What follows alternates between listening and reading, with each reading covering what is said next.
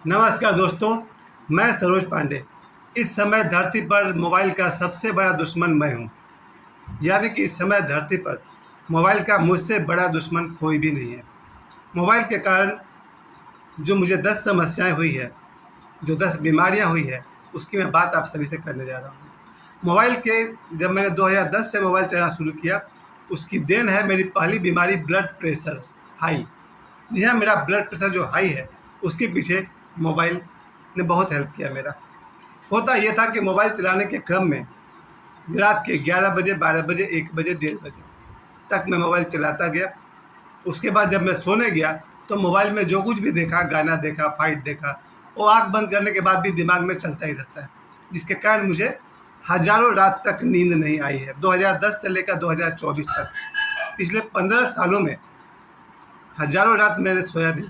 और जो आदमी रात को सोएगा नहीं, उसे हाई ब्लड प्रेशर की समस्या होगी। तो प्यारे दोस्तों, मोबाइल का देन पहली बीमारी हाई ब्लड प्रेशर। दूसरी बीमारी जो आपने इसी में सुन लिया था, अनिद्रा। अगर मोबाइल हाथ में हो तो समय रहते हुए भी दोपहर में सोने का मन नहीं करता है। मन करता है थोड़ा सा मोबाइल और चला लें। और रात को भी 10, 11, 12, 1, 2 बजे तक मोबाइल चलाना। ये जो दूसरी बीमारी है जिसको इंसोम्निया कहते हैं, और इंसोम्निया तो वो नींद है जिसमें कि बीमारी है जिसमें नींद नहीं आती। मोबाइल ने नींद को आने ही नहीं दिया, क्योंकि मोबाइल के पास एक करोड़ों टाइप का आर्टिकल, हर आदमी को की जो भी पसंद है उसके लायक उसमें मटेरियल है। इसलिए मोबाइल के कारण जो ये दूसरी बीमारी हुई अनिद्रा, वो मुझे झेलनी पड़ रही है। तीसरी बीमारी का नाम है कब्ज़। जो इंसान रात को 2 बजे तक जगेगा सालों भर, अगला दिन कब्ज़ उसको होने ही वाली है। यानी कि आप समझ रहे हैं कब्ज़ का मतलब, कॉन्स्टिपेशन का मतलब। और एक कॉन्स्टिपेशन खुद ही 10 बीमारी पैदा करने का कारण होता है। जिसको कॉन्स्टिपेशन होगा उसको बाद में और बहुत सारी बीमारियां होने वाली है, भयंकर भयंकर बीमारियां होने वाली है। नाम भी लेना मुझे उचित नहीं लग रहा है कि कब्ज़ के बाद कौन सी बीमारी आती है। खैर, उसके बाद ये मुझे चौथी बीमारी आई मोबाइल के कारण। चूँकि जब मैं मोबाइल रात को चलाता हूँ तो कान में ईयर प्लग लगाता हूँ, ताकि मेरे पास जो कोई भी है, मेरी बेटी है, मेरा बेटा है, उनको आवाज़ की समस्या न हो। इस कान में ईयर प्लग लगाने की वजह से इन पिछले 15 वर्षों में कान में बहरापन आ गया, यानी कि सुनाई नहीं पड़ती। प्यारे दोस्तों, ज़रा गौर कीजिएगा, मोबाइल के 10 बड़े बीमारियाँ। तो ये है, चौथा नंबर पर आया बहरापन। यानी कि जो लोग भी लगातार कान में ईयर प्लग लगाए रखेंगे, सुबह से रात तक उनको ये बीमारी पकड़ने वाली है, बहरापन। यानी उतना सुनाई नहीं पड़ेगा। मुझे लगभग हर महीने अपने कान में इधर तेल डालो, इधर ड्रॉप डालो, इधर गुलाब जल डालो, क्या क्या उपाय मुझे दिन भर कान में माचिस की तीली घुसाते रहते हैं कि कान मेरा साफ हो जाए। असली बीमारी कहीं और से है। असली बीमारी है लगातार कान में ईयर प्लग लगाकर सुनते रहना। तो ये थी चौथी बीमारी। पहला ब्लड प्रेशर, दूसरा अनिद्रा, तीसरा कब्ज और चौथा बहरापन। अब पांचवी बीमारी के नंबर है जो सबसे भयानक है, वो है आँखों की समस्या। यानी आँखों से धुंधला दिखाई पड़ना शुरू हो गया। 2010 में मैंने मोबाइल चलाना शुरू किया। मैं जब भी किसी को देखता हूँ, खासकर रात में मोबाइल चलाते हुए, तो देखता हूँ उसके चेहरे पर खूब खूब लाइट पड़ रहा है मोबाइल के स्क्रीन से। मैं राह चलते भी लोगों को देखता हूँ जो मोबाइल चला रहे हैं, उनके चेहरे पर, आँखों में कितना सारा लाइट जा रहा है। अब ये आदमी रात को 11 बजे, 12 बजे, 1 बजे तक मोबाइल चलाता होगा, तो उसकी आँखों में, मुझे याद है जापान की किसी लड़की के आँखों में, चूँकि वो ब्राइटनेस हाई रहती थी, उसकी आँखों में 5 लाख छेद हो गया था। यानी कि जब दिन में वो चलाती थी तो उसकी आँखों में, दोनों आँख में 5-5 लाख छेद हो गया था। लेकिन वो रात को जब सोती थी तो वापस वो छेद वो रिकवर हो जाता था। फिर अगला दिन मोबाइल चलाती थी तो उसकी आँखों में 5-5 लाख छेद हो जाता था। ये मैंने अखबार की कटिंग से मैं बात कर रहा हूँ। इसका मतलब कि हम भी जब मोबाइल चलाते हैं तो हमारी आँखों में 5 लाख ना सही 50,000 छेद तो होते ही होंगे। और जब हम वापस सोते हैं तो वो आँख के जो छेद है वो रिकवर होते हैं। थोड़ा बहुत तो बीमारी फिर भी रह जाती है।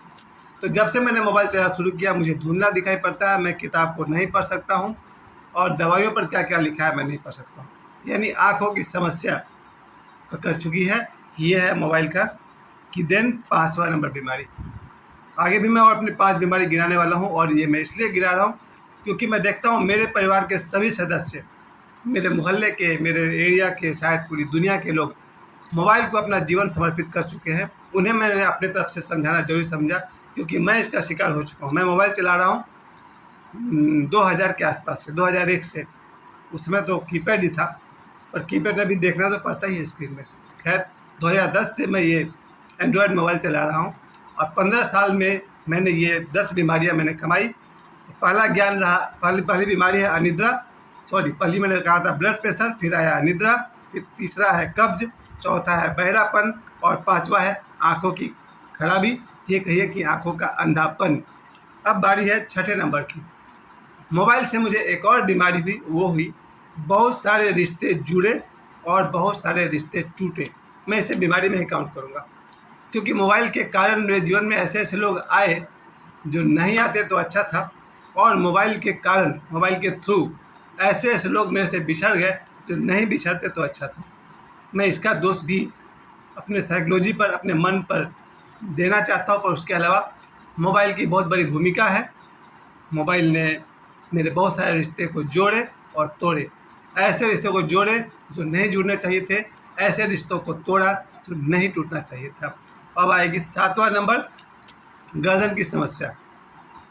ये जो गर्दन को लगातार हम लोग जो 8 घंटे सिर नीचा करके मोबाइल चलाते हैं, सुबह 6 बजे के आसपास बच्चा जगता है, रात 1 बजे तक मोबाइल चला रहा है, और दिन भर वो गेम खेलता है, जिसका सिर का गर्दन झुका हुआ है 8 घंटा 12 घंटा प्रतिदिन, उसे सर्वाइकल प्रॉब्लम होगा या नहीं होगा, ज़रा सोचिए।